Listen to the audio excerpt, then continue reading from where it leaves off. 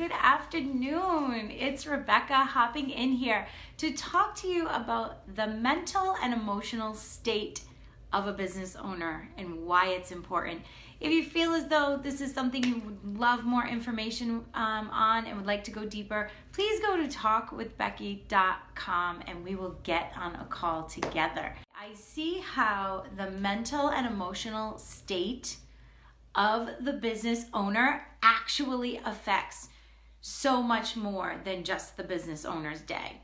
And so that's what I wanted to chat about today. So let's go through a couple of things, or three things that are actually dramatically affected by the emotional state and well-being of a business owner.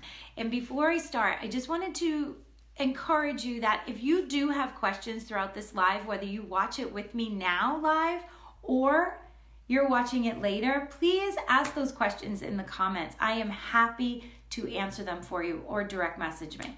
All right, so the first thing that a mental state of an entrepreneur affects is the business as a whole. So if we were to take a look at this, and you have a business owner that's either frazzled or not in a good mood or in a negative mindset about something, maybe cash flow is on their brain, maybe sales are down, they are not able to make viable business decisions.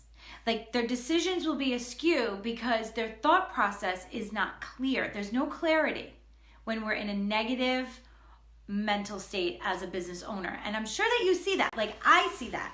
I see that when, clients will get on the phone with me and they're in like the negative mojo. They're, oh, this is wrong. Oh, this is wrong. And I have to hurry up. I need to make money. And they start making bad business decisions because they're acting on the fly, where it's not a systematic thought process pulling its way out. It's panic. Panic sets in about something, and the business decision methodology in their brain just goes right out the window. And so how we keep our mental state throughout the day is super important, because we have to make sound business decisions.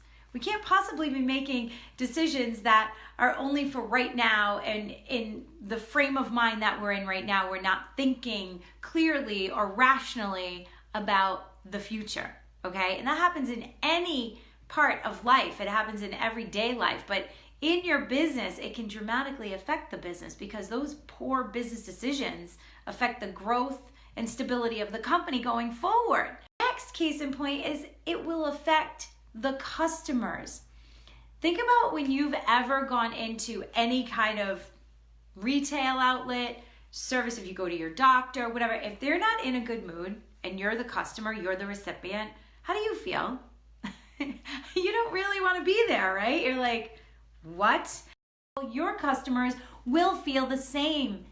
Your energy radiates. So if you're on the phone with a customer and you're just in a bad mood, I mean, maybe you had an argument with your spouse, or maybe the day is just not going right. Everything seems to be going wrong. And you get on the phone with the customer and you take it out on them. What is going to happen with that?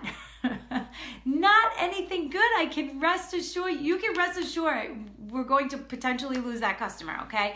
So it radiates down your mental state. And you may not actually, like in the service industry especially, we may not be paying attention to the customer. And if we're not listening and our mind is wandering somewhere else because we're in a bad place and we're talking with a customer, we're even trying to sell a product to a customer, we're not really thinking about the customer's needs at that point, because we're not really there with them. We're not emotionally and mentally in the game. How detrimental could that be to the business? You wouldn't be helping a customer make sound decisions on their end. So in my world, if I'm working with a client and I'm trying to help them make financial decisions or fix an accounting system or fix a management system, and I'm not really ready for that mentally, I didn't line myself up to get mentally set for that appointment, I may not lead them down the right road.